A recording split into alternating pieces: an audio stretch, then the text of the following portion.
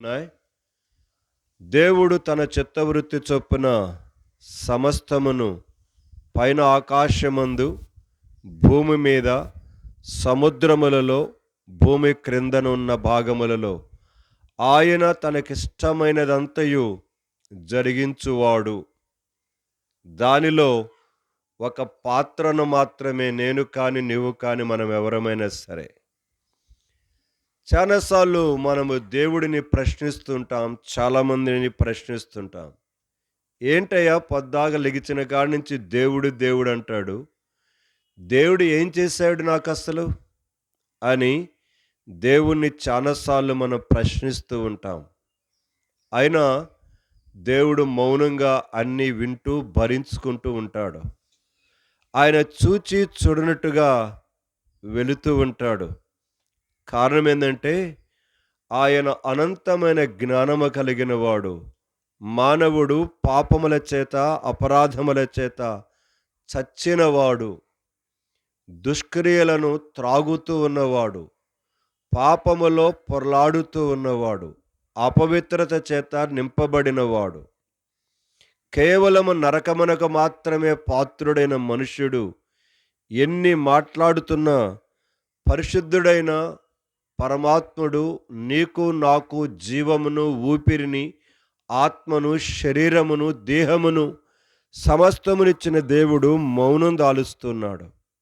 కారణం చేతకాకేం కాదు, ఆయన ఏమీ చేయలేకేం కాదు, ఆయన ఏమీ నీతో మాట్లాడలేక కాదు. ఎందుకంటే తెలుసో తెలియకో అంటున్నాడులే, రేపు కాపోయినా ఎల్లుండైనా తెలుసుకోబోతాడా మనుషుడు అని ఆయన వదిలేస్తున్నాడు. అందుకని వాక్యంలో రాయబడింది, ఆ అజ్ఞాన కాలములను దేవుడు చూచి చూడనట్లుగా ఉండెను అని మాట రాయబడింది. దేవుడు చూచి చూడనట్లుగా వదిలివేస్తున్నాడు మన జీవితాన్ని. అయితే మనుషులమైన మనం దేవుడు చూపిస్తున్న ఆ ప్రేమను, ఆ దీర్ఘశాంతమును, ఆ సహనమును చేతకాని విధముగా తీసుకోవద్దు. రోమా 2:4-6 ప్రకారముగా దేవుని దీర్ఘశాంతమును, సహనమును తృణీకరిస్తావా అని రోమీయులకు రాస్తూ అపోస్తలుడైన పౌలు చెప్తాడు. అంటే దేవుని ప్రేమను, దేవుని దీర్ఘశాంతాన్ని, మంచితనమును మానవుడు ఏం చేస్తున్నాడంటే త్రోసివేసుకుంటూ ఉన్నాడు. తెలియక, తెలిసి కాదు. అందుకని 1 కొరింథీ 2:7-8 ఆరాధనగా మనం చూస్తున్నాం. వారు తెలియక ఆయనను ఏం చేశారట? సిలువ వేస్తూ వచ్చారు. ఆ మహిమా స్వరూపైన ఆయనను, ఆ మహిమా స్వరూపైన ఆయనను మన కోసమే ఉంచాడు. ప్రియమైన వలరా, ఈ భూమి మీద ఉన్నవి అన్నీ మన కోసమే. అందుకని దేవుడు 5 రోజులలో సమస్తాన్ని కలుగ చేసిన తర్వాత 6వ రోజు కూడా కొన్ని కలుగ చేసి ఆ దినమున మానవులమైన మనల్ని తయారు చేసి చెబుతూ ఉన్నాడు. ఆదికాండం 1:26-28 వరకు ఆ మానవుడిని తయారు చేసి దానిలో ఉంచి వానిని ఆశీర్వదించెను ఎట్లనగా అని అక్కడ రాయబడుతుంది. అవును, దేవుడు తన యొక్క మంచితనమును కనుపరుస్తున్నాడు. అక్కడ మనలను ఆశీర్వదించాడు. కానీ మానవులమైన మనం ఆ ఆశీర్వాదమును కాస్త శాపముగా ఏం చేశాము? మార్చుకున్నాం. ఇది మన దరిద్రత, ఇది మన దిక్కుమాలిన స్థితి, ఇది మన యొక్క జ్ఞానం, ఇది మన యొక్క తెలివితేటలు, ఇది మన పాండిత్యం.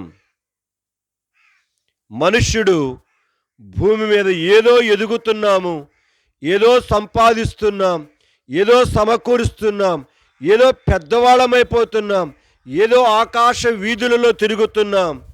క్షణాలలో ఇక్కడి నుంచి అమెరికాలో, అక్కడి నుంచి ఇంగ్లాండ్లో, అక్కడి నుంచి ఆస్ట్రేలియాలో ఉన్న వ్యక్తులతో మాట్లాడగలుగుతున్నాం. క్షణాలలో వార్తలు వెళ్ళిపోతున్నాయి. ఎంత అద్భుతమైన ప్రపంచమని మనం అనుకుంటూ ఉన్నాం. కానీ దీని వెనకాల ఉన్న చరిత్ర చూస్తే, దీని క్రింద దాచబడిన విషయం చూస్తే, మానవుడు ఎంత ఘోరమైన, దిక్కుమాలిన, దరిద్రమైన, దీనాతి దీనమైన స్థితిలోనికి దిగదారిపోతున్నాడో చరిత్రే చెబుతూ ఉన్నది. శాస్త్రవేత్తలే చెబుతున్నారు. ఒక ప్రక్కన మానవులు మనం బాగా ఎదుగుతున్నాం అనుకుంటున్నారు, కానీ మరొక ప్రక్కన మానవుడు తన జీవితంలో తనకు తెలియకుండానే తన గోతిని తవ్వుకుంటూ పాతాళానికి వెళ్ళిపోతున్నాడు. ఇది మానవుని యొక్క చరిత్ర, జరుగుతున్న వాస్తవం. నేను కథలు చెప్పటలా. మానవుడు ఎంతగా ఎదుగుతున్నాననుకుంటున్నాడో అంతగా మానవుడు తనను తానుగా భవిష్యత్తులో భద్రమ చేసుకోవడానికి కొరకై ఎన్నో రకాల ప్రయోగాలు చేస్తున్నాడు, ప్రయత్నాలు చేస్తున్నాడు. ఇప్పటికే చేశాడు, ఇంకా చేస్తూనే ఉన్నాడు. కానీ నీవు పాతాళములోకి వెళ్ళి దాక్కున్నా, భూమి యొక్క అడుగున నివాసములు కట్టుకొని ఉన్నా, ఆకాశములకెక్కి సూర్య చంద్ర నక్షత్రముల దగ్గరికి వెళ్ళి నివాసాలు కట్టుకున్నా, అవి ఏవి నిలవవని దేవుని వాక్యము జ్ఞాపకం చేస్తూ ఉన్నది.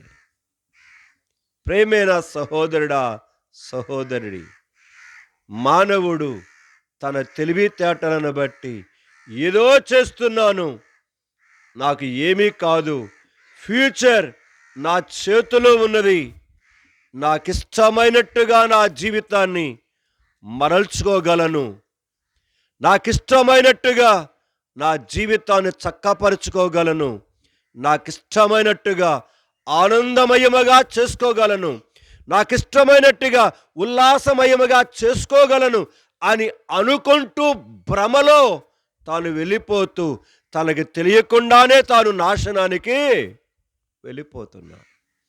పర్యావరణ శాస్త్రవేత్తలు ప్రపంచంలో నెత్తి నోరు కొట్టుకొని ఏడుస్తున్నారు. ఎందుకో తెలుసా? భూమి మీద బయటపడుతున్న అనేక పరిస్థితులను చూసి, ఆకాశంలో జరుగుతున్న అనేక సంఘటనలను చూసి, ఈ భూమి యొక్క సముద్రములలో, నదులలో జరుగుతున్న అనేక పరిస్థితులను చూసి వారు బాధపడుతూ ఏడ్చుచు, అయ్యో మన భూగోళమును మనం ఎలాగా కాపాడుకోగలమా అని వారు తమ ప్రయత్నాలు చేస్తున్నారు. కానీ ఎవరు ఎన్ని ప్రయత్నములు చేసినా ఈ ప్రపంచమంతా దేవుడు దేని కొరకు భూలోకాన్ని సిద్ధపరిచించాడో తెలుసా? సిద్ధపరుస్తున్నాడో తెలుసా? 2 పేతురు 3వ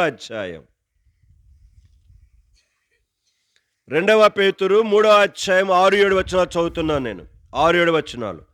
ఆ నీళ్ల వలన అప్పుడు ఉన్న లోకమును నీటి వరదలో మునిగి నశించెను. అయితే ఇప్పుడున్న, గమనించాలి ఆ పదాలు, ఇప్పుడు మనము నివసిస్తున్న ఈ భూమి మీద ఉన్న సముద్రములు, మహాసముద్రములు, నదులు, చెరువులు, అరణ్యములు, భయంకరమైన యొక్క అరణ్యాలు, ఎడారి ప్రాంతాలు, ఇప్పుడు ఉన్న ఆకాశమును భూమియు భక్తిహీనుల తీర్పును, నాశనమును జరుగు దినము వరకు అగ్ని కొరకు నిలువ చేయబడినవై అదే వాక్యము వలన భద్రమ చేయబడి, వాక్యము క్లియర్గా చెప్తుంది. ఇప్పుడు ఉన్న ఈ భూమిని, ఈ ఆకాశమును భక్తిహీనుల తీర్పును, నాశనమును జరుగు దినము కొరకు అగ్ని కొరకు ఏం చేశాడంట?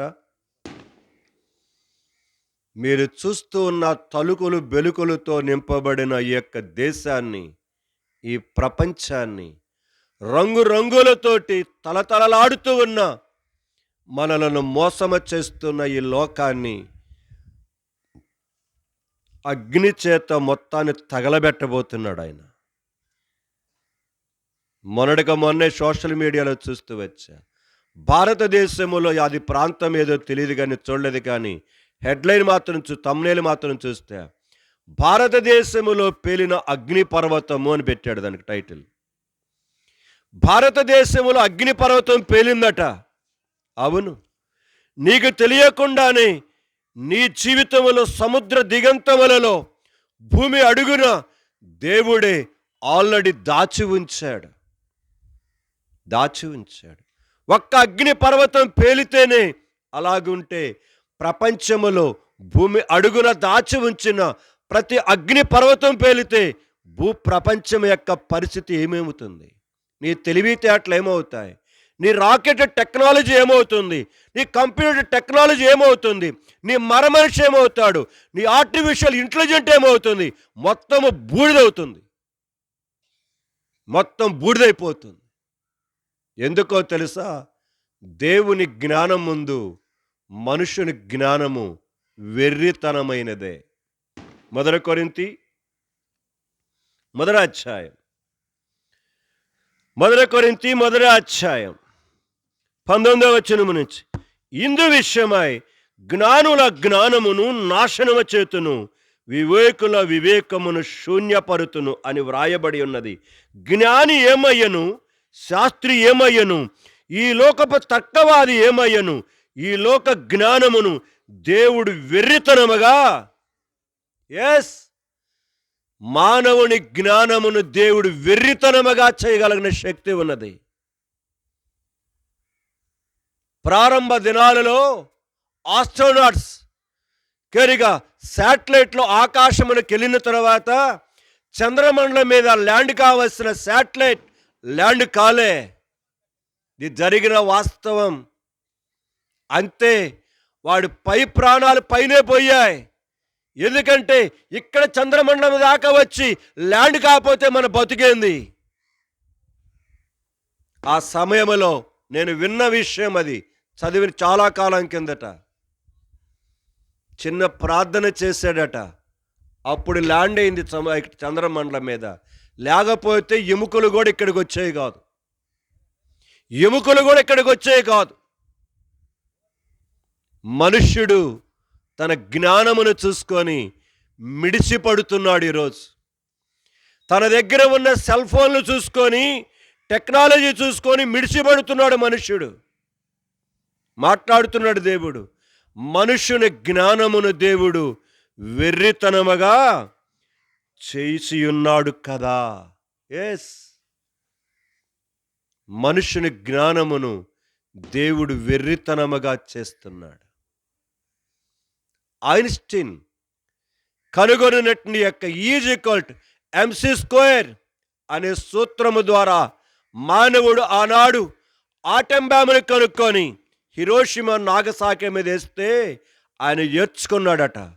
అవును, మానవుడు జ్ఞానం వెర్రితలలు పోని ఆటం బాంబులు తయారు చేసి, న్యూక్లియర్ బాంబులు తయారు చేసి, హైడ్రోజన్ బాంబులు తయారు చేసి ఈరోజు దేశాలనే క్షణాలలో తుదుముట్టించడానికి కొరకై, మంటలలో మించివేయడానికి కొరకై తయారు చేసుకుంటున్నాడు. మనుష్యుడి జ్ఞానం దేవుడు ఏం చేశాడట?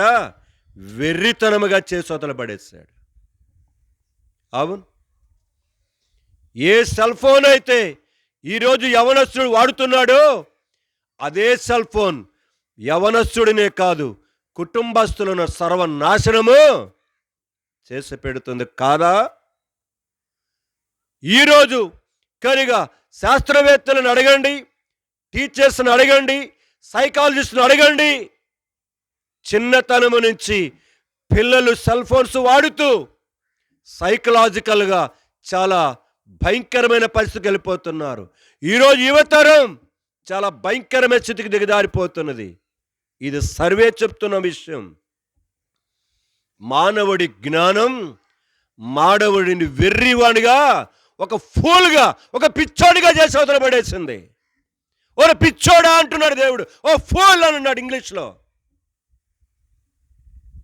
అవును, ఈ పిచ్చి లోకమే మానవుడికి ఎలాగుంది? వెర్రిగా, ఆనందంగా ఉన్నది. జాగ్రత్త. కీర్తన గ్రంథం ఒక మాట, కీర్తన గ్రంథం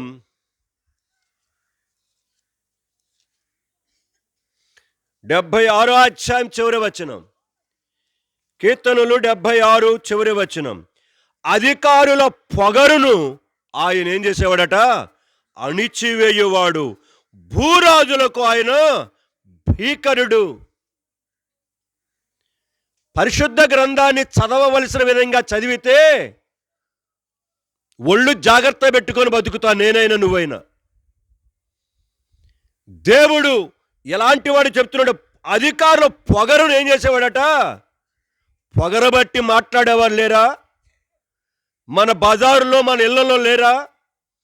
పొగరబట్టి మాట్లాడేవారు, వ్యవహరించేవారు లేరా? నన్ను ఎవడు చేస్తాడు, ఏం చేస్తాడు, రారా అని సవాళ్ళు వేసేవాళ్ళు లేరా పల్లెలో? పొగరబట్టిన నిన్ను నీ పళ్ళు రాలగొట్టగలవాడు దేవుడు. పొగరబట్టి మాట్లాడే నన్ను తాట తీయగలవాడు దేవుడు. భూరాజులకు ఆయన భీకరుడు. సంఘమా, ఇవన్నీ నా సందర్భం కాదు, ఇక్కడ నిలబడితే వచ్చిన తలంపులు ఇవన్నీ. ప్రార్థనలో కనుక ఆ మాటలు వస్తూ వచ్చే దాన్ని కంటిన్యూ చేస్తున్నాను నేను. ప్రేమైన సంఘమా, జాగ్రత్త. ఆయన ప్రేమను, ఆయన దీర్ఘశాంతమును, ఆయన సహనమును, ఆయన ఓర్పును, ఆయన మంచితనమును, ఆయన క్షమా హృదయాన్ని, ఆయన కనికరాన్ని ఇష్టం వచ్చినట్టుగా తీసుకోవద్దని ప్రేమతో చెప్పటానికి మాటల జ్ఞాపకం చేస్తుంటున్నాను. ఎందుకు? పొగరబట్టిన నెబుకద్నెజరు ఏమయ్యాడు? బైబిల్లోనే ఉంది ఉదాహరణ.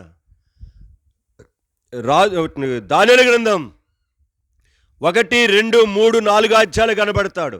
ఈ 4 అధ్యాయాలు మొత్తంలో కనబడతాడు. ప్రపంచములలో గొప్ప తెలివి కలిగిన వాడు బబులోను రాజు అయిన నెబుకద్నెజరు పొగరబట్టి ఇష్టానుసారంగా ప్రవర్తిస్తూ ఉంటే, పొగరబట్టిన మనోడిని ఏం చేశాడు దేవుడు? జంతువులాగా చేసి 7 సంవత్సరాల అరణ్యానికి తరిమి గడ్డి మేపిచ్చాడు. మనుషుడికి ఏం చేపించాడు? గడ్డి మేపిచ్చాడు. చరిత్రలో ఎక్కడ లేదు.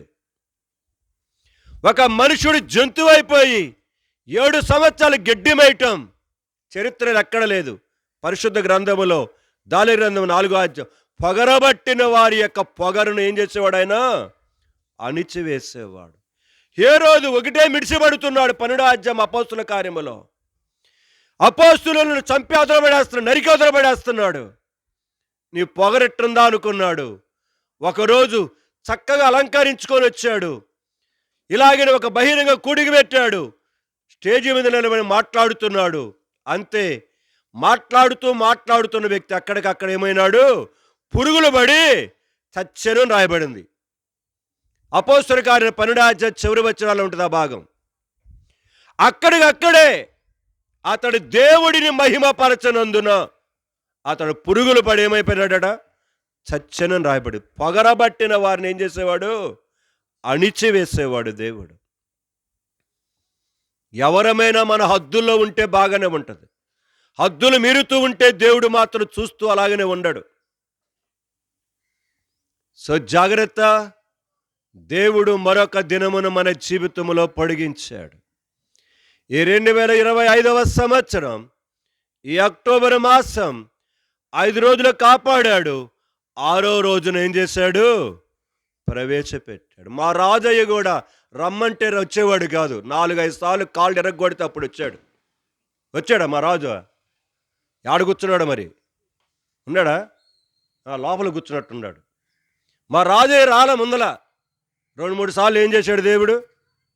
కాళ్ళు చేతులు ఎరగొడితే కానీ అప్పుడు ఏం చేసి మళ్ళీ రావట్లే. మళ్ళీ మధ్య అడిగితే మళ్ళీ వచ్చాడు 2 వారాలు. మళ్ళీ కనబడలే, నిన్న కనబడలా. నేను మిమ్మల్ని ఎగతాళి చేయటానికి, కించపరచడానికి మాటలాటలా. దేవుని దృష్టిలో మనం అందరం ఎవరము? సమానులమే. నువ్వు ఏ కులమైనా, ఏ మతమైనా, నువ్వు గొప్పవాడవైనా దరిద్రుడవైనా, దేవునికి మనమందరమును సమానులమే. మనందరినీ కూడా దేవుడు ఏం చేస్తున్నాడు? ప్రేమిస్తూ. దేవుడు లోకమును ఎంతో ప్రేమించాడు, ఇంకా ప్రేమిస్తూనే ఉన్నాడు స్టిల్. ప్రేమైన సంఘమా, జ్ఞాపకం చేసుకుందాం. మన జీవిత అవసరతలను తీర్చుచున్నవాడు, మన కొరకై ఇంకా పరలోక రాజ్యమును ద్వారమును తెరిచి ఉంచినవాడు. ఆ ద్వారము మూయబడక మునిపే ద్వారము తెరవబడి ఉండగానే ద్వారములో ప్రవేశించటానికి ఈ 6వ తారీఖు 10వ నెల ఈ యొక్క 2025వ సంవత్సరం ఇదిగో 11 గంటల వరకు దేవుడు నీతో ఏం చేస్తున్నాడు? తన చేతులు చాచి పిలుచుచూ ఉన్నాడు. ఆయన ఎప్పుడు ఎవరిని బలవంతంగా మెడబెట్టి నా పరలోక రాజ్యములోకి రాని చెప్పలా. ప్రతి ఒక్కరికి ఆహ్వానం ఇచ్చాడు. మత్తయి సువార్త 22వ అధ్యాయం 14వ వచనం. కాగా పిలువబడిన వారు అనేకులు, ఏర్పరచబడిన వారు కొందరే. పిలుపు అనేకులకు పోతూ ఉన్నది. జాగర్లమూడిలో, పల్లెలో, ఊరిలో దేవుని పిలుపు అనేక సార్లు వెళుతూ ఉన్నది. పిలువబడిన వారు అనేకులు, కానీ ఏర్పరచబడిన వారు కొందరే. ఆ కొందరిలో నీవు ఉండాలని దేవుని యొక్క అభిమతం.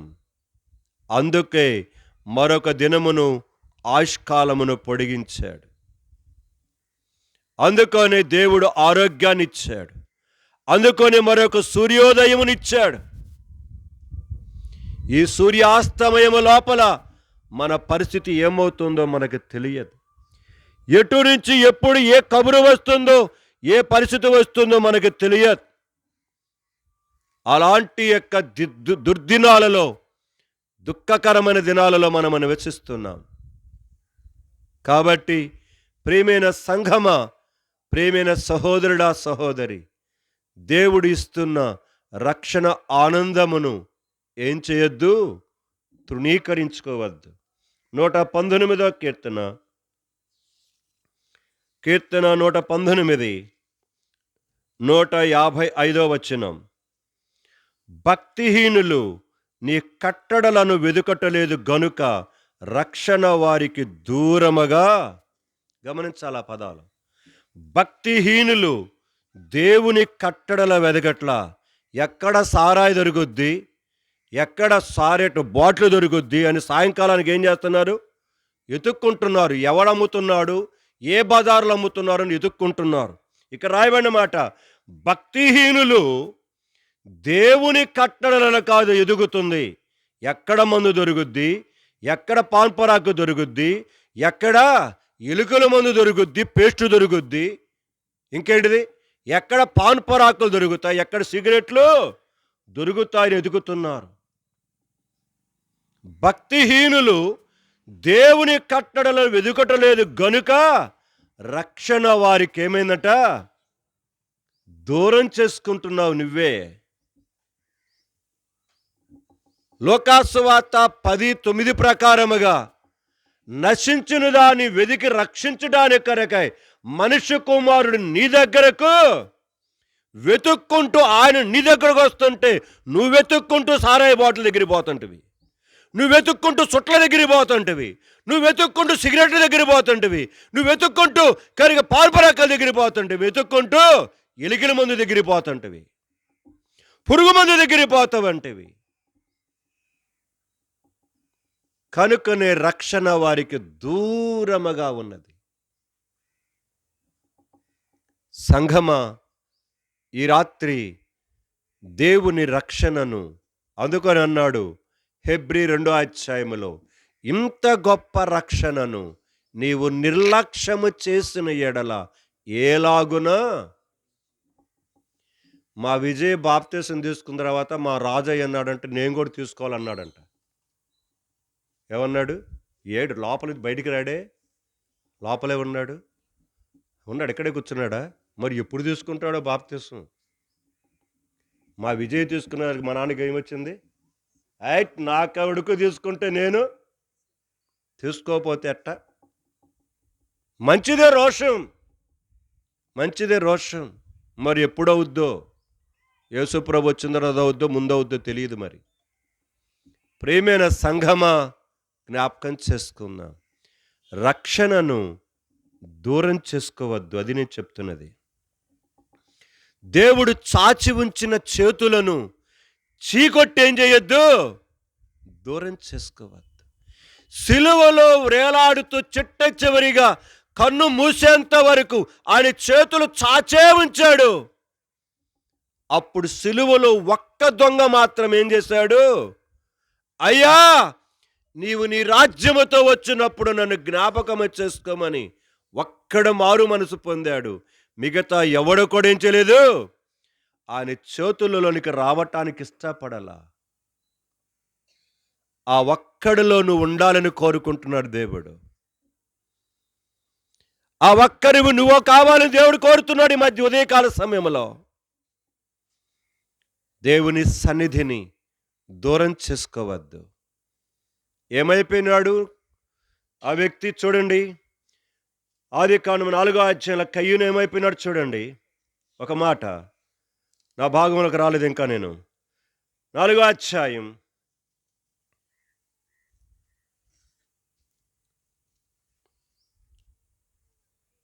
13వ వచనం చదువుతున్నాను. ఆదికాండం 4:13 నుంచి. అందుకు కయ్యూను, నా దోష శిక్ష నేను భరింపలేనంత గొప్పది. నేడు ఈ ప్రదేశంలో నేను వెలగొట్టుదివి నీ సన్నిధికి రాకుండా వెలివేయబడి దిగులబడుచు భూమి మీద దేశదెమ్మరన యుందును. కావున నన్ను కనుగొని వాడెవడో వాడు నన్ను చంపునని. ఇక రాయబడి 16వ వచనం. అప్పుడు కయ్యూను యెహోవా సన్నిధిలో నుండి బయలుదేరి దేవుని సన్నిధిలో నుంచి ఏమైపోయినాడు, వాడికి వాడే వెళ్ళిపోయాడు. ఎందుకు? నా దోష శిక్ష నేను భరింపలేనంత గొప్పదని. వాడి బాధపడుతూ ఏడుస్తున్నాడు. తప్పు చేసినప్పుడు అలబడలా. ఇప్పుడు ఆ దోష శిక్ష తన మీద మోపబడినప్పుడు ఏడుస్తూ మాట్లాడుతూ ఇక అక్కడ ఉండలేకపోయినాడు. యెహోవా సన్నిధిలో నుండి కయ్యూను బయలుదేరి వెళ్ళిపోయాను. ఎంత దుఃఖకరమైన విషయం. దేవుని సన్నిధిలో ఉండాల్సిన వాడు తన జీవితంలో తన చేతులారా తన జీవితంలో చేసిన పనుల ద్వారా తనంతట తానుగానే దేవుని సన్నిధిలో నుంచి ఏమైపోయాడు, వెళ్ళిపోయాడు. దేవుని ప్రణాళికలో నుంచి పూర్తిగా ఏమైపోయాడు, వెళ్ళిపోయాడు. లోకాసు వార్త 7వ అధ్యాయం ఒకటిదానికి ఒకటి లింకులుగా గుర్తుకొస్తున్నాయి మాటలు. లోకాసు వార్త 7వ అధ్యాయం వచనము 30 చదువుతున్నాను. పరిసయ్యులను ధర్మశాస్త్రోపదేశకులను అతని చేత బాప్తీసం పొందక తమ విషయమైన దేవుని సంకల్పమును ఏం చేశారట? కయ్యూను కూడా తన విషయములో దేవుని సంకల్పాన్ని తన చేతులారా తను నాశనం చేసుకొని దేవుని సన్నిధిలో నుంచి దేశ దిమ్మరే వెళ్ళిపోయాడు.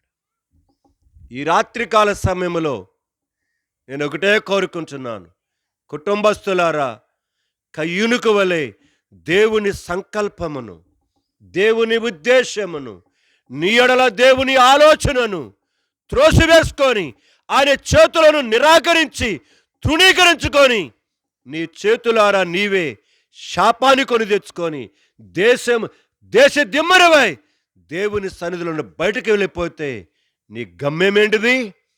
చివరికి పాతాళం, నిత్య నరకాగ్నిగుండం. అగ్ని ఆరదు, పురుగు చావదు.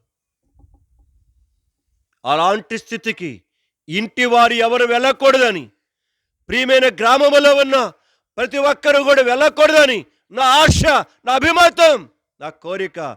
దేవుని యొక్క తలంపు నెరవేరుద్దామా? ఉదయం లెగిచిన కాడి నుంచి రాత్రి పడుకోబోయే వరకు, రాత్రి పడుకునే దగ్గర నుంచి తెల్లవారి వరకు మనం ప్రార్థన చేసేది ఏందో తెలుసా? ప్రభువా నా కోరికలు ఏం చెయ్యి.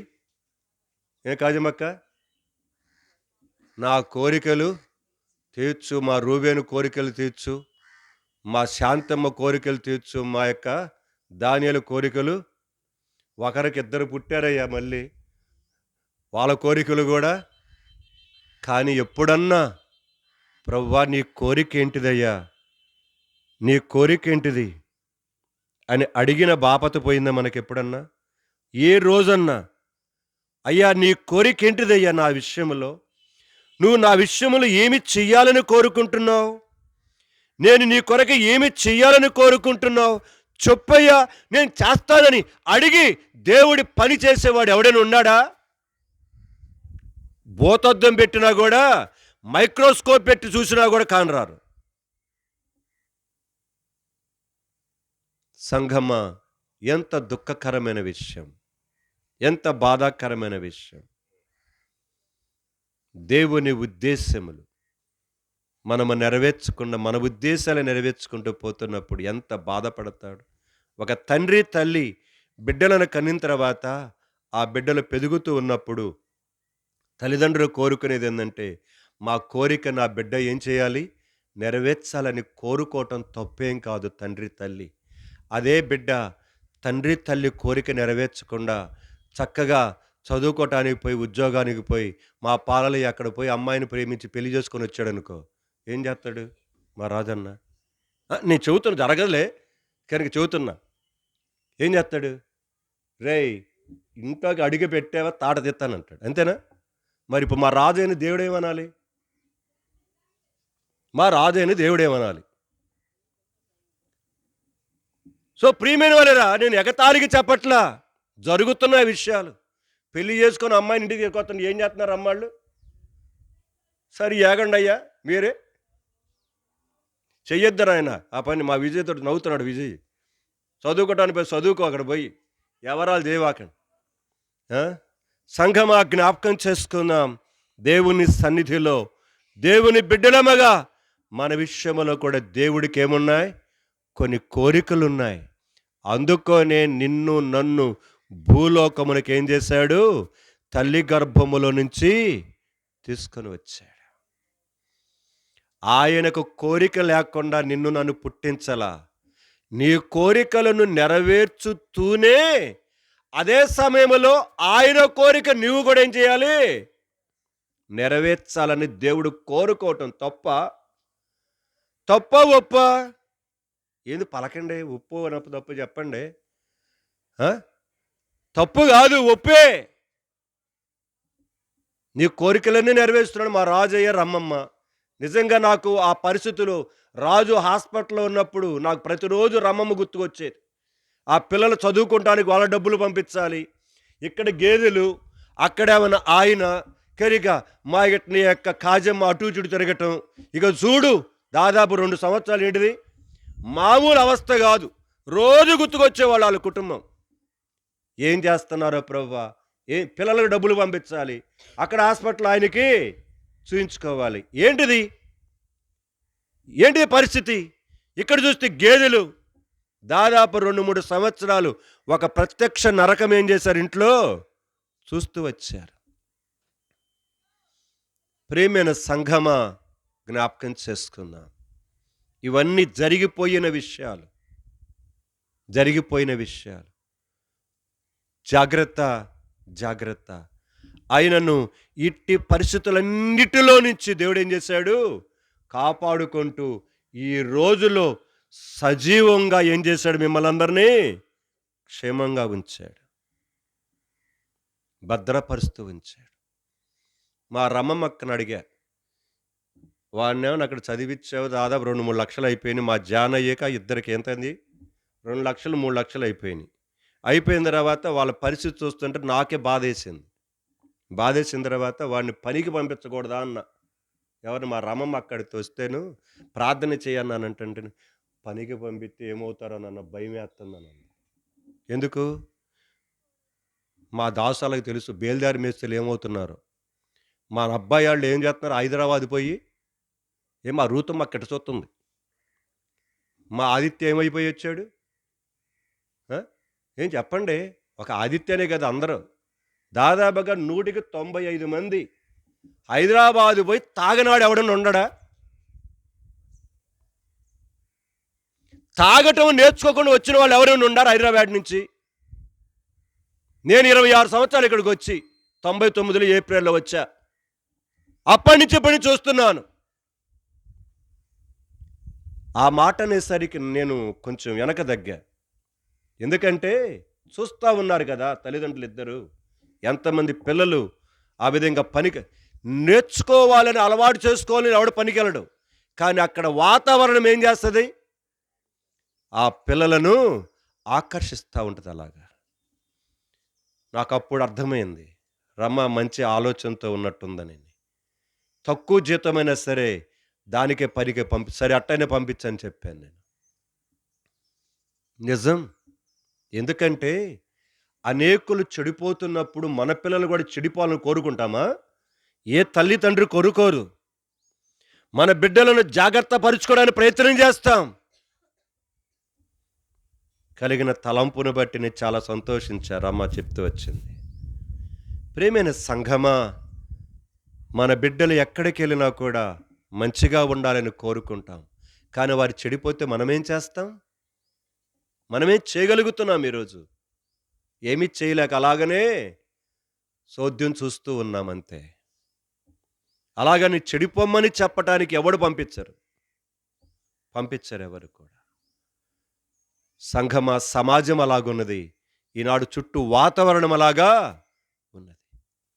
జాగ్రత్త, జాగ్రత్త. రక్షణను ఏం చేయొద్దు? దూరము చేసుకోవద్దు. దేవుని కృపగలిగిన హస్తాలు నీ దగ్గరికొచ్చినగా ఆ చేతులలోనికి రావటానికి ప్రయత్నించేయి. అంతేగాని చేతులను ఏం చేయొద్దు? నెట్టివేయవద్దు, తృణీకరించవద్దు. జాలి కలిగిన దేవుని ప్రేమతోటి ఆయన మాట్లాడుతుండగా లోబడదాం. వాక్యంలోకి వెళ్తాను నేనిక. నా దినభాగం కీర్తనల గ్రంథం మధ్యాహ్నం చదువుకుంటూ వెళ్తున్నాను. 93, 94లోకి వచ్చాను. చదువుతున్నప్పుడు ఒక మాట నా దృష్టికి తీసుకురాబడింది. దానినే పంచుకుంటానికి ప్రయత్నం చేస్తాను నేను. కీర్తనల గ్రంథము 94లోకి వెళ్ళిపోదాం. 11:30 అయింది. ఇంకొక అరగంటలో ముగిచ్చేస్తాను నేను. ఖచ్చితంగా 12 గంటలకు క్లోజ్ చేస్తాను. సో 94 అధ్యాయం 93 అధ్యాయం మీకు ఏం కనబడుతుందండి? ఇక్కడ దేవుడు రాజ్యము చేసేవాడుగా, ఆయన అధికారిగా, ఆయన భూలోకపు అధిపతిగా 94 రెండవ వచనం చూస్తున్నాను. భూలోక న్యాయాధిపతి లెమ్ము, గర్విష్ఠులకు ప్రతిఫలమును ఇమ్ము. 93:1 యెహోవా రాజ్యము చేయుచున్నాడు, ప్రభావమును ఆయన వస్త్రముగా, యెహోవా బలము ధరించి బలముతో నడికట్టు కట్టుకొని ఉన్నాడు, కదలకుండునట్లు భూలోకమును ఆయన ఏం చేశాడు? సో ఆయన రాజులకు రాజుగా, ప్రభువులకు ప్రభువుగా, న్యాయాధిపతి అనే దేవుడిగా, రాజులకు రాజుగా కనబడుతున్నాడు. అలాంటి గొప్ప దేవుడిని కలిగి ఉన్నాం ఈరోజు. ఆ దేవుడు ఏమని మాట్లాడుతున్నాడో తెలుసా? ఆ ఒక్క మాటే ధ్యానం చేసుకొని మనం ముగించడం ప్రయత్నం చేద్దాం. రండి, 94 అధ్యాయములో దాదాపుగా మనము 9 నుంచో చదువుకుందాం. 9 నుంచి చదువుదాం అందరం. 94:9 నుంచి. చెవులను కలుగచేసిన వాడు వినకుండునా, కంటిని నిర్మించిన వాడు కానకుండునా, అన్ని జనులను శిక్షించువాడు, మనుషులకు తెలివి నేర్పువాడు దండింపక మానునా, నరుల ఆలోచనలు వ్యర్థమని యెహోవాకు తెలిసి ఉన్నది. యెహోవా నీవు శిక్షించువాడు, నీ ధర్మశాస్త్రమును బట్టి నీవు బోధించువాడు ధన్యుడు. భక్తిహీనులకు గుంట తవ్వబడు వరకు నీతిమంతుల కష్టదినములను పోగొట్టి వారికి నెమ్మది కలుగ చేదువు. యెహోవా తన ప్రజలను ఎడబాయువాడు కాదు, తన స్వాస్థ్యమును విడనాడువాడు కాదు. సో ఈ భాగం చదువుతున్నప్పుడు నాకేదో ఒక తెలియని ఆనందం, ఆ సంతోషం నా హృదయంలో నేనే కనుక అనుభవిస్తూ ఉన్నాను. నిజంగా దేవుడు ఎలాంటి వాడో కీర్తనాకారుడు చెప్తున్నాడు. కంటిని నిర్మించినవాడు కానకుండా ఉంటాడా? చెవులను కలుగు చేసినవాడు చెవిటివాడై వినకుండా ఉంటాడా? ప్రశ్నలు వేస్తున్నాడు. మనుషుడన్నా చూడకుండా పోతాడేమో కానీ, మనుషుడన్నా వినకుండా వెళ్ళిపోతాడేమో కానీ, దేవుడు ఎప్పుడు అలా చేసేవాడు? యెరూషలేము నుంచి యెరికోకు ఒకడేమవుతున్నాడు? దిగి వెళ్తున్నాడు. దిగి వెళ్తుంటే వాడిని దొంగలు ఏం చేశారు? పట్టుకొని కొట్టి దోచుకొని కొర ప్రాణంతో అక్కడ ఊడిసేసి పడేసి వెళ్ళిపోయారు. వాళ్ళు వెళ్ళిపోయిన తర్వాత లేవీడు ఒకడు వచ్చాడు. దారిని పోతానే ఉన్నాడు. పోతా ఉంటే వాడు మూలుగుతుంటే ఏం చేశాడు? విన్నాడు, చూశాడు, అలాగనే వెళ్ళిపోయాడు. తర్వాత యాజకుడు వచ్చాడు. యాజకుడు కూడా వచ్చాడు, చూశాడు, వెళ్ళిపోయాడు. కానీ సమరయుడైతే వస్తూ ఉండగా మూలుగినబడింది. మూలుగినబడితే ఏం చేశాడు? ఎక్కడి నుంచి మూలుగొస్తుందని వెతుక్కుంటూ వెళ్ళాడు. వెతుక్కుంటూ వెళ్తే అక్కడ చెట్ల మధ్యలో, ఆ పొదల మధ్యలో పడిపోయి ఒక వ్యక్తి కనబడ్డాడు. ఏంటిదని చూస్తే కొర ప్రాణాలతో ఉన్నాడు. దెబ్బలున్నాయి. నాకెందుకు లేని వెళ్ళిపోలా. అతని గాడిదని తను దిగి, తన గాడిద మీద ఆ కొర ప్రాణములతో ఉన్న వ్యక్తిని ఏం చేశాడు? ఎక్కించుకొని ఆ గాడిద ముందు తాను నడుచుకుంటూ కొర ప్రాణములతో ఉన్న వ్యక్తిని గాడిద మీద పరుండబెట్టి అలా కూర్చుండబెట్టి పూటకోళ్ళవాన్నింటికి ఏం చేశాడు? తీసుకుని వెళ్ళాడు. తీసుకొని వెళ్ళి ఆడ పడేసి వెళ్ళిపోలా. ఆ యజమానుడికి చెప్పాడు, అయ్యా ఇదిగో పరిస్థితి ఇది. ఈ వ్యక్తి నువ్వేం చేయి? బాగు చేయి. ఇదిగో నీకు 2 దేనారాలను ఇస్తున్నా. ఇంకా ఏదైనా కొరవ పడితే నేను మళ్ళీ వస్తా ఇటు పోయేటప్పుడు, దయచేసి ఇతన్ని ఏం చేయి? ఈ డబ్బులు తీసుకొని దగ్గర ఉంచుకొని ఇంకా ఏదైనా పడితే నేను ఇస్తా అని చెప్పి ఆ హాస్పిటల్ అప్పజెప్పి వెళ్ళాడు. ప్రియమైన సంఘమా, ఆ మంచి సమరయుడే మన యేసయ్య. కంటిని నిర్మించినవాడు కానకుండా ఉంటాడా? చెవులు నిర్మించినవాడు వినకుండా ఉంటాడా? నో. తర్వాత అన్నాడు కనుక ఆ రాయబడిన మాటలన్నీ సరే అవన్నీ కూడా తీసేసుకొని 14వ వచనం మనం ధ్యానం చేయబోతున్నాం.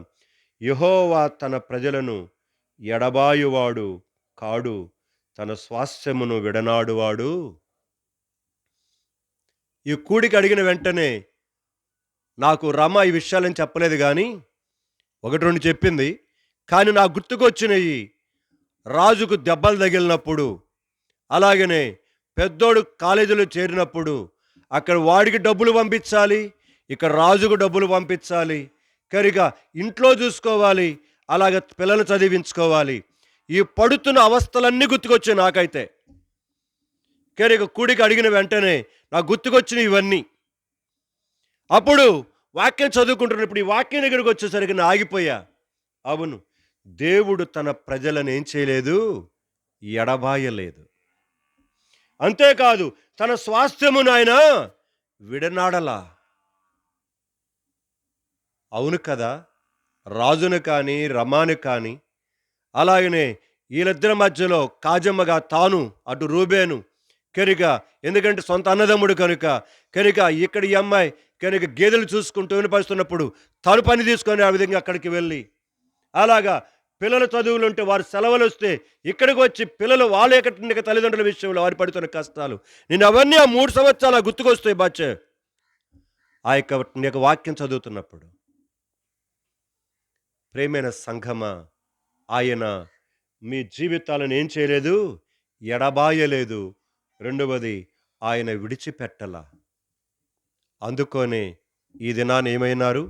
సజీవముగా దేవుని సన్నిధిలో కూర్చొని ఈ చిన్నపాటి కూడిక కలుగుంటానికి దేవుడు మీకేం చేశాడు? కృతజ్ఞత బుద్ధిని కలిగి చేశాడు. దాంతో సంతోషించవాకండి. దానితోనే సంతోషించడు దేవుడు. ఇప్పుడు నేను చెప్పబోతున్న కొన్ని విషయాలు. సో దాని కొరకు ఇప్పుడు చెప్పినవి విన్నారు కదా, వాటిని జాగ్రత్త. ఇప్పుడు కొన్ని విషయాలు జ్ఞాపకం చేయబోతున్నాను పరిశుద్ధ గ్రంథములో నుంచి. అవును, దేవుడు ఎలాంటివాడు, దేవుడు ఎలాంటివాడు అనే మాటను మనం చూసుకుంటూ, కొన్ని వచనాలు చూసుకుంటూ చివరిలో 2, 3 విషయాలు జ్ఞాపకం చేసి ముగించడం ప్రయత్నం చేస్తా. సమూయేలు మొదటి గ్రంథంకి వెళ్తున్నాను. సమూయేలు మొదటి గ్రంథం 12వ అధ్యాయం.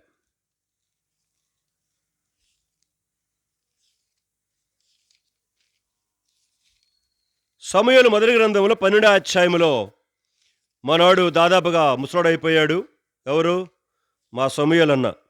ఇక్కడ అంటున్నాడు కానీ నీ యొక్క 2వ వచనములో, నేను తల నెరిసిన ముసలివాడను, నా కుమారులు మీ మధ్య బాల్యము నాట నుండి నేటి వరకు నేను మీ కార్యములను జరిగించుచు.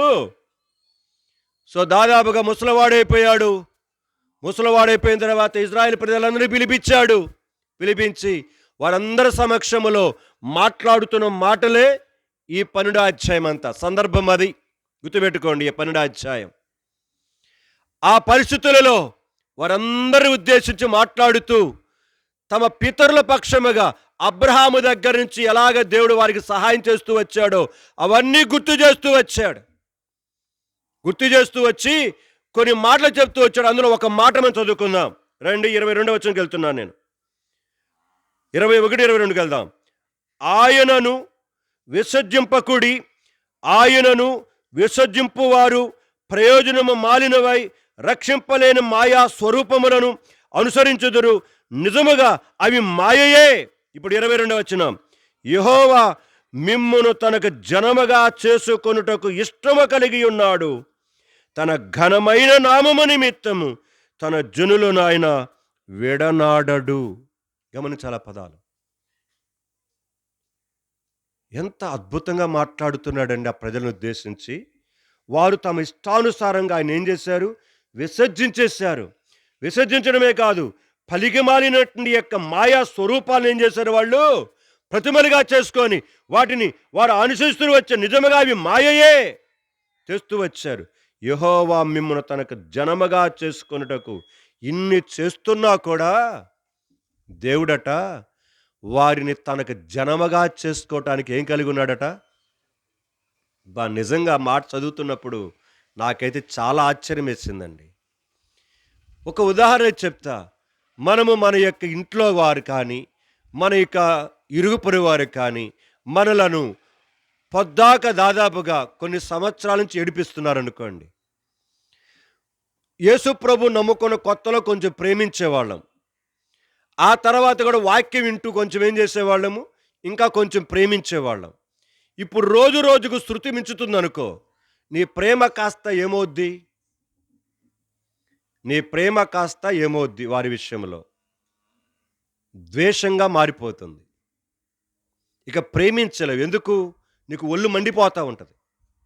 ఎంతకాలం ఓర్చుకునేది నేను? ఎంతకాలం సహించుకునేది? నా వల్ల కాదిక అని బైబిల్ పక్కన పెట్టేస్తావు, సెగ్గడతావు. ఏం చేస్తావు? అది చేస్తావు. కానీ ఇజ్రాయేలు ప్రజలు 40 సంవత్సరాలు అరణ్యములో, ఆ తదుపరి వారు కానాను ప్రవేశించిన తర్వాత దాదాపుగా 400 నుంచి 500 సంవత్సరాలు న్యాయాధిపతుల కాలములలో వారు విగ్రహారాధన పదే పదే చేస్తూ వచ్చారు. పదే తీసుకొని వెళ్ళి వారిని శత్రువులకు అప్పగిస్తూ వచ్చాడు. పదే వారు ఏడుస్తూ వచ్చారు. మళ్ళీ న్యాయాధిపతులు లేపుతూ వచ్చాడు. మళ్ళీ వారిని న్యాయాధిపతి ద్వారా వారిని విమోచిస్తూ వచ్చాడు. మళ్ళీ తప్పు చేస్తూ వచ్చారు. మళ్ళీ బొమ్మలు పెట్టుకుంటూ వచ్చారు. ఇన్ని కార్యాలు చేసినా, ఇన్ని మాయా స్వరూపములు వెంటబడి వారు చేస్తూ ఉన్నా 22వ వచనంలో మాట్లాడుతున్నమాట, యెహోవా మిమ్మును తనకి జనముగా చేసుకొనుటకు ఇష్టము కలిగి. మనకైతే కనీసం వాళ్ళ ముఖం కూడా చూడాలనిపించదు.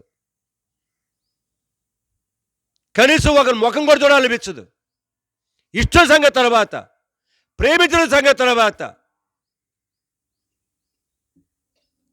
ఇంత భయంకరమైన పని చేస్తున్నప్పటికీ ఆయన మిమ్ములను తనకు స్వకీయమైన జనముగా చేసుకొనుటకు ఇష్టము కలిగి ఉన్నాడు. ఈ రాత్రి నేను అదే చెప్తున్నాను ఇంటి వారికి.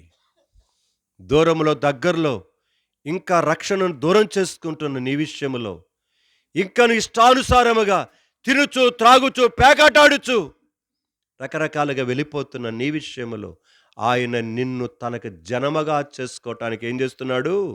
ఇష్టపడుతున్నాడు. ఇంతగా ఇష్టపడే దేవుడిని ఎక్కడైనా చూస్తావా అసలు నువ్వు?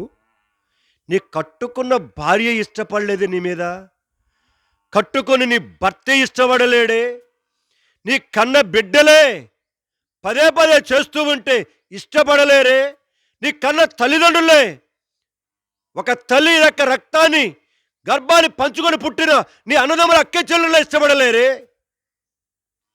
కానీ దేవుడు ఈ రాత్రి సమూయేలు ద్వారా మాట్లాడుస్తున్న మాట మాట్లాడుతున్నాడు. ఇన్ని చేస్తూ ఉన్న ఆయన నిన్ను తనకు జనముగా చేసుకోవటానికి, గుర్తుపెట్టుకున్న పదం, ఎవరతడు? ఆకాశ మహాకాశములలో పట్టజాలని మహోన్నతుడైన దేవుడు ఆయన తనకు జనముగా చేసుకోవటానికి. తలంచటానికి, ఊహించటానికి అందని విషయం అది. సృష్టికర్త దేవునికి కుమారుడిగా, కుమార్తెనిగా చేసుకోవటానికి ఆయనే ఇష్టపడి దగ్గరకు వస్తున్నాడు. ఆయన ఇష్టపడి మధ్యాహ్నమున నీతో మాట్లాడుతూ ఉన్నాడు. నీవు ఏ ఇష్టములో వెళ్తున్నావు? నీవు ఎవరి ఇష్టమును నెరవేర్చడానికి వెళ్తున్నావు? నువ్వు ఎవరి జనాంగముగా ఉండటానికి కొరకు ఇష్టపడి వెళ్తున్నావు? దేవుడైతే తనకు జనముగా నిన్ను చేసుకోవటానికి ఏం చేస్తున్నాడు? ఇష్టపడుతున్నాడు. సిద్ధమా నీవు?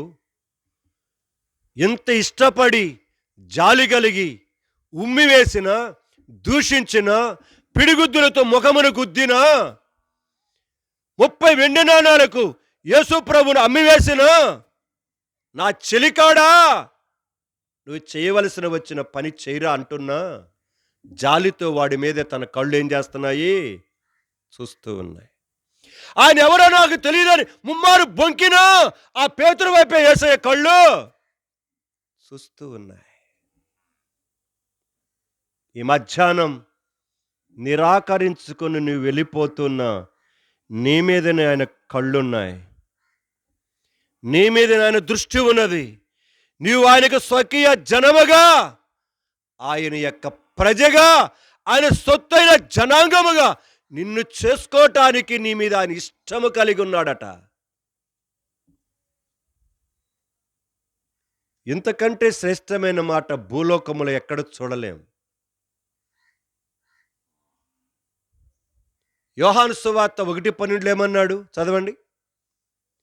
యోహాను సువార్త 1:12.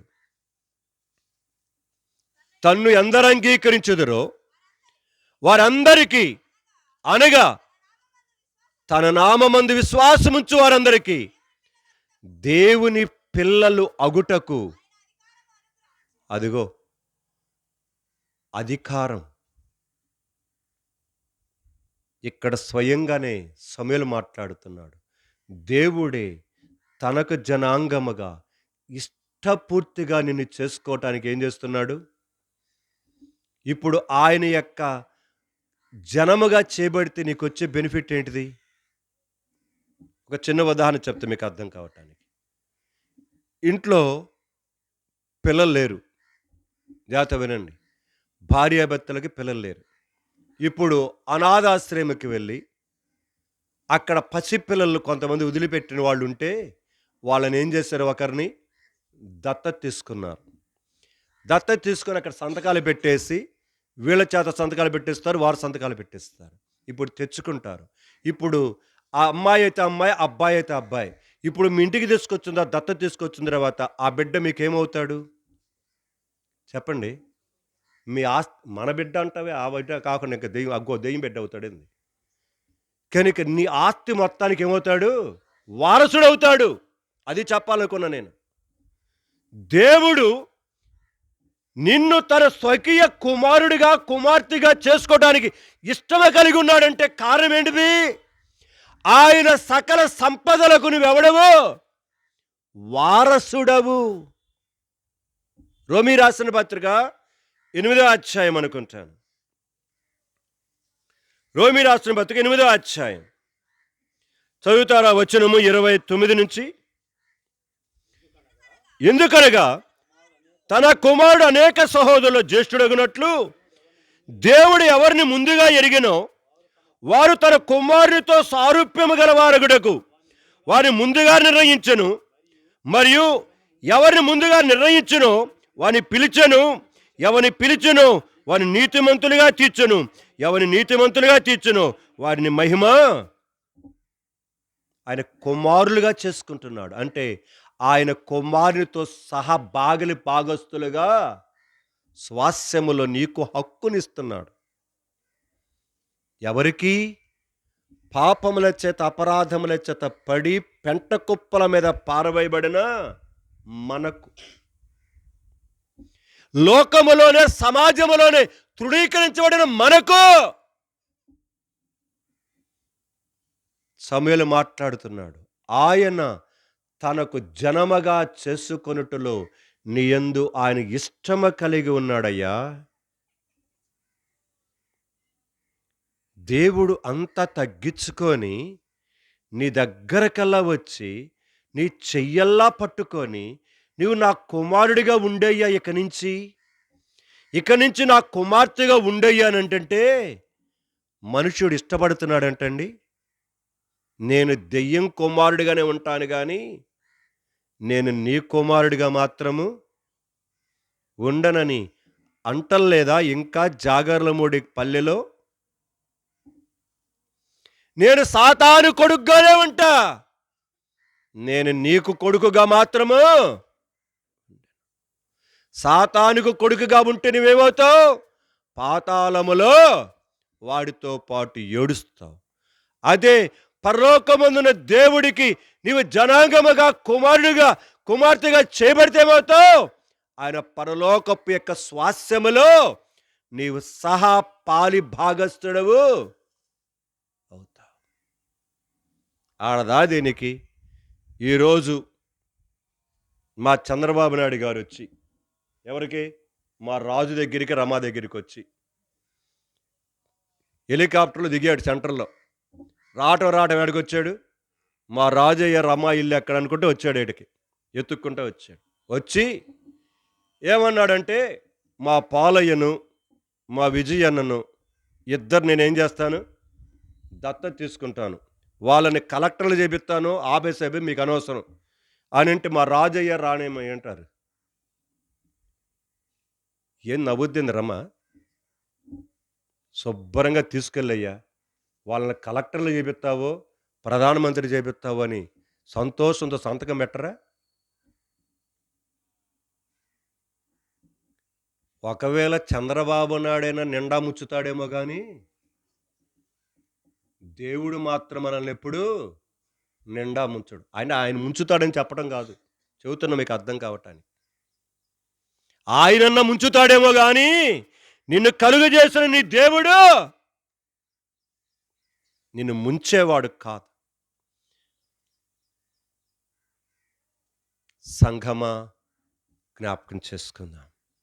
ఈ రాత్రి భక్తుడైన సమూయేలు ఆ ఇజ్రాయేలు ప్రజలందరూ ఉద్దేశించి ముసలివాడైపోయిన తర్వాత మాట్లాడుతున్న మాటలలో ఒక మాట మాట్లాడుకుంటూ వచ్చాం. ఆయన ఇన్ని మీరు చేస్తున్నప్పటికీ తనకు స్వకీయ జనమగా మిమ్మల్ని చేసుకొనుట కొరకై ఇష్టము కలిగి ఉన్నాడు. వస్తావా? లోబడతావా? అంగీకరిస్తావా? నీ అంగీకారము లేనిదే ఆయన ఒక్క అడుగు కూడా ముందుకు వెయ్యడు. నీ మీద సర్వాధికారం ఉంది ఆయనకు, గుర్తుపెట్టుకోండి. నీ మీద సర్వాధికారము కలిగి ఉన్నా నీ అనుమతి లేనిదే ఏమి చెయ్యటానికైనా ఇష్టపడడు. ఎందుకు నీ మీద ఆయనకి సర్వాధికారం ఉంది? నీ తల్లి గర్భములో నీకు రూపమునిచ్చింది ఎవరు? ఆయన. గతంలో చెప్పాను మీకు ఈ విషయాలన్నీ. నీకు కాళ్ళు చేతులు ఇచ్చింది ఆయన, నీకు జ్ఞానం ఇచ్చింది ఆయన, నీకు రూపమునిచ్చింది ఆయన, అబ్బాయిగానో అమ్మాయిగానో తయారు చేసింది ఆయన, తెలివితేటలను ఇచ్చింది ఆయన, పని చేసుకోవడానికి సామర్థ్యమును శక్తినిస్తుంది ఆయన. ఇవన్నీ ఆయన ఇస్తున్నాడు కాబట్టి ఆయనకు నీ మీద ఏముంది? సర్వాధికారము, సర్వ హక్కులు ఆయనకు ఉన్నాయి. బిడ్డల మీద తల్లిదండ్రులకు ఏముంటాయి? ఏం చెప్పండి? సర్వ హక్కులు ఉంటాయి. ఒకవేళ కాజమ్మ అత్తవచ్చు కానీ కాజమ్మకు లేకపోవచ్చు, కానీ రాజు రమాకి పిల్లల మీద ఏముంటాయి? సర్వ హక్కులు ఉంటాయి. దేవుడికి కూడా నీ మీద నా మీద సర్వ హక్కులున్నాయి. అయినా నీ అనుమతి లేనిదే నీ హృదయములోనికి కాలు కూడా ఏం చేయడాయన పెట్టటానికి ఇష్టపడడు. ఎందుకంటే అంతగా నిన్ను ప్రేమిస్తున్నాడు. నిన్ను ఒత్తిడి చేయాలని కోరుకోవట్లే. నిన్ను బలవంతం చేయాలని కోరుకోవట్లే. నీ మీద ప్రెషర్ చేయాలని కోరుకోవట్లే.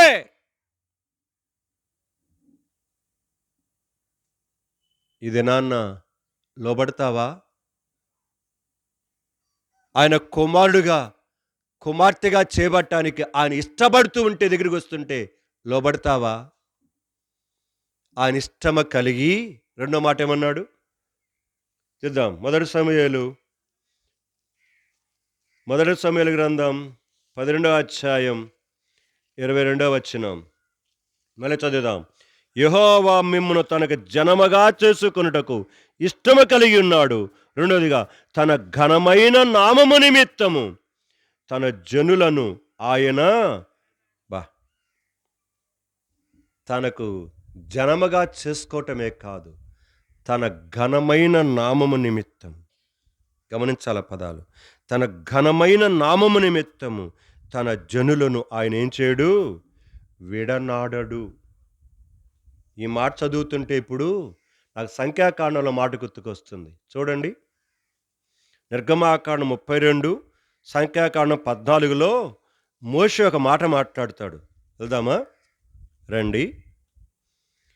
మోషే నువ్వు తప్పుకో, ఇక వీళ్ళతో లాభం లేదు, కనుక నేనేమాత్రం ఓర్చుకోలేకపోతున్నాను, వాళ్ళు చంపేవతల పడేస్తాను, నీ ద్వారా జనాంగాన్ని నేను కలుగు చేస్తానని 14వ అధ్యాయం సంఖ్యాకాండం 11 నుంచి దేవుడు మాట్లాడుతూ ఉంటే ఈ మధ్యలో మోషే జోక్యం చేసుకొని ఏం మాట్లాడుతున్నాడో చూద్దాం. 15 నుంచి కాబట్టి నీ ఒక్క దెబ్బతో ఈ జనములను చంపిన యెడల నీ కీర్తిని గూర్చి వినిన జనులు ప్రమాణపూర్వకముగా తాను ఈ జనులకిచ్చిన దేశమందు వారిని చేర్చుటకు శక్తి లేక యెహోవా వారిని అరణ్యములో సంహరించునని చెప్పుకొందురు.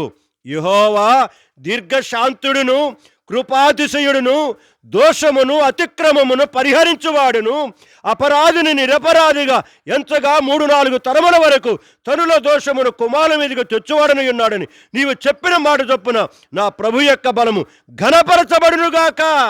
బా దేవుని యొక్క కీర్తి ఘనత కొంచెమైనను పోవటానికి మోషే అటు ఇష్టపట్టలేదు.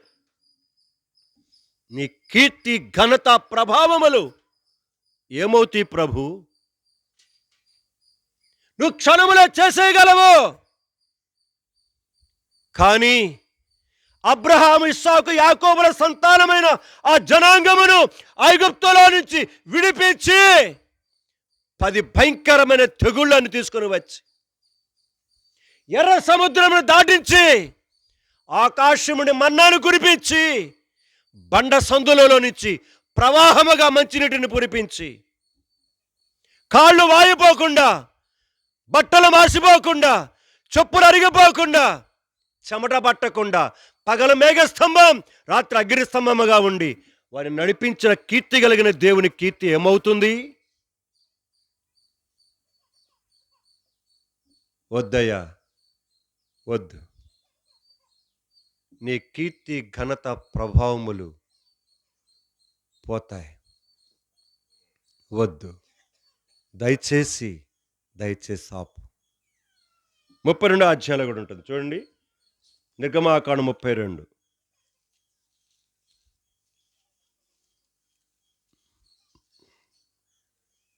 11వ వచనం నుంచి. నిర్గమ 32:11 నుంచి. మోషే తన దేవుడిని యెహోవాను బ్రతిమాలుకొని, యెహోవా నీవు మహాశక్తి వలన, బాహుబలము వలన ఐగుప్తు దేశమును రప్పించిన నీ ప్రజల మీద నీ కోపము మండనేలా, ఆయన కొండలలో వారిని చంపునట్లును, భూమి మీద నుండి వారిని నశింపజేయనట్లును, కీడు కొరకే వారిని తీసుకొని పోయినని ఐగుప్తులు ఎలా చెప్పుకొనవలను? నీ కోపాగ్ని నుండి మల్లుకొని నీవు నీ ప్రజలకు ఈ కీడు చేయక దాన్ని గూర్చి సంతాపపడము. నీ సేవకుని అబ్రహాముని, ఇస్సాకును, ఇజ్రాయెలు జ్ఞాపకము చేసుకొనుము. నీ వారితో ఆకాశ నక్షత్రం వలె మీ సంతానం అభివృద్ధి చేసి నేను చెప్పిన ఈ సమస్త భూమి మీద మీ సంతానము ఇచ్చుదనని, వారు నిరంతరము దానికి హక్కుదారగుదరని వారితో నీ తోడిన ప్రమాణము చేసితివనెను. అంతటి యెహోవా తన ప్రజలకు చేసేదనని చెప్పిన కీడును గురించి సంతాప మోషే అడ్డుపడుతున్నాడండి. దేవుని కీర్తి, ఘనత, ప్రభావములకు కొంచెమైనను లోపము రాకూడదు. అందుకొని అన్నాడు, ఆయన మిమ్ములను ఇన్ని చేస్తూ ఉన్నా తనకు జనముగా చేసుకోవటానికి మీ యందు ఇష్టము కలిగి ఉండటమే కాదు, ఆయన ఘనమైన నామము నిమిత్తమై, ఆయన మహిమ కలిగిన నామము నిమిత్తమై మిమ్ములను ఆయన ఎన్నడూ ఏం చేయడు, విడనాడడు. ఆయన ఘనమైన నామము నిమిత్తమై నిన్ను ఆయన విడిచిపెట్టేవాడు కాదయ్యా. నీవు పదే పదే ఆయనకు అపకీర్తి తీసుకొస్తున్నా ఆయన ఘననామాన్ని ఘనపరుచుకోవటానికి ఇజ్రాయేలు ప్రజల విషయములు ఎలాగైతే నడిపిస్తూ వచ్చాడో అలాగా ఈ ఉదయకాల సమయంలో నీ పక్షంగా కూడా దేవుడు ఉండాలని కోరుకుంటూ ఆశిస్తూ ఉన్నాడు. లోబడతావా? విధేయత చూపిస్తావా సహోదరుడా? రండి ఇంకో కొన్ని వచ్చినా చదువుకుందాం. ఇర్మియా గ్రంథము 32వ అధ్యాయంకి వెళ్తాం. ఇర్మియా 32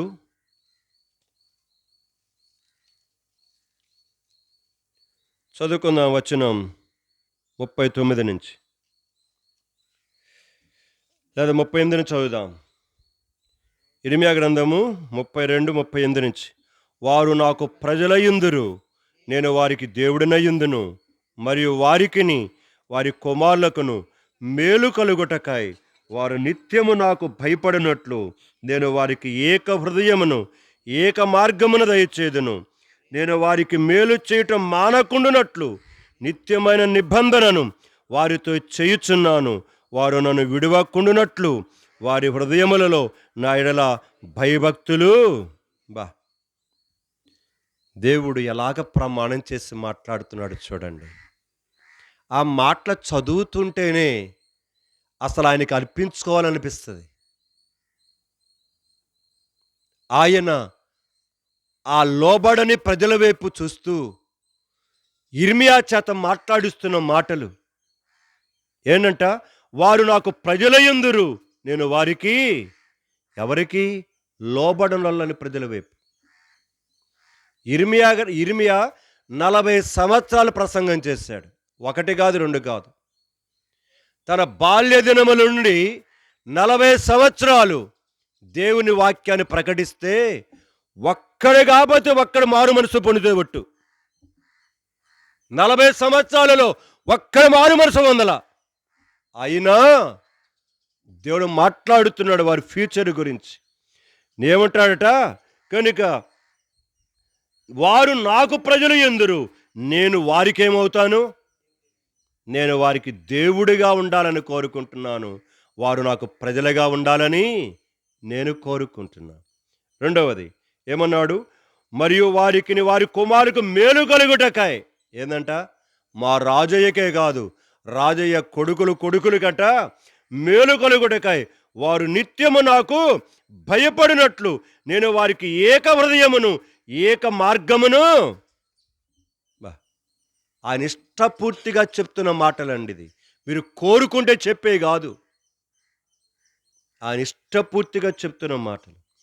నేను వారికి ఏక హృదయమును ఏక మార్గమును దయచేస్తా, నిత్యము మేలు కలుగుట కొరకాయ, నిత్యము నాకు భయపడు కొరకాయ ఏక హృదయము ఏక మార్గము కలుగుట కొరకాయ చేస్తానంటున్నాడు. 40వ వచనం. నేను వారికి మేలు చేయటం మానకుండునట్లు. ఏందంట? మానకుండా ఉండాలంట. ఒకరు సార్లు చేస్తాం, 2 సార్లు చేస్తాం, 3 సార్లు చేస్తాం, 4వసారి ఏం చేస్తాం? పోరై పొద్దాక ఇది దొరికాను నేను అనుకోని ఏం చేస్తాను? ఏం కాజమంటావా నువ్వు? మా రాజు 4 సార్లు వచ్చాడు అనుకో, అక్క అక్క అక్క అని, 5వసారి అక్కలేదు ఒక్కలేదు పోరా అంటది. అంతే కదా? కనుక ఎప్పుడు అక్కేనా? కానీ ఏంది తీసుకొచ్చి ఇచ్చావా అసలు అని అంటది. కానీ ఇక్కడ రాయబడిన మాట, మానకుండునట్లు నిత్యమైన నిబంధనను వారితో చేయుచున్నాను. వారు నన్ను విడువకుండునట్లు వారి హృదయములలో నా ఎడల భయభక్తులను నేనే వారికి ఏం చేస్తాను? పుట్టిస్తా. నాకు టైం అయిపోయింది. 12 అయిపోయింది. నేను ముగిచ్చేస్తాను. సో, ఇంతవరకు చెప్తూ వచ్చిన ఈ మాటలకు ఒక చిన్న ఉదాహరణ చెప్పి ముగిచ్చేస్తా. మీరు బైబిల్ ఏం తెరవద్దు. దేవుడు నిత్య నిబంధన మాట్లాడిన మాట మానకుండా చేస్తూ ఎవరి పక్షంగా వెళ్తూ వచ్చాడో చూడటానికి అబ్రాహాము జీవితాన్ని జ్ఞాపకం చేస్తా మీకు. బైబిల్ మీరేం తెరవద్దు, మూసేసేయండి. మళ్ళీ తెరిచారంటే మళ్ళీ చాలా వచనాలు వెళ్తాయి. అందుకని మూసేస్తున్నాను నేను కూడా బైబిల్. సమయంలో అబ్రహామును ఊరు అనే ప్రాంతంలో నుంచి దేవుడు అతను ఏం చేశాడు? విగ్రహారాధికుడైన అతనిని బయటికి తీసుకొచ్చాడు. ఇప్పుడు తన వయసు 75 సంవత్సరాలు. గుర్తుపెట్టుకోండి. తన భార్యని షారా వయస్సు 65 సంవత్సరాలు. ఇద్దరికి 10 సంవత్సరాలు ఎంత తేడా.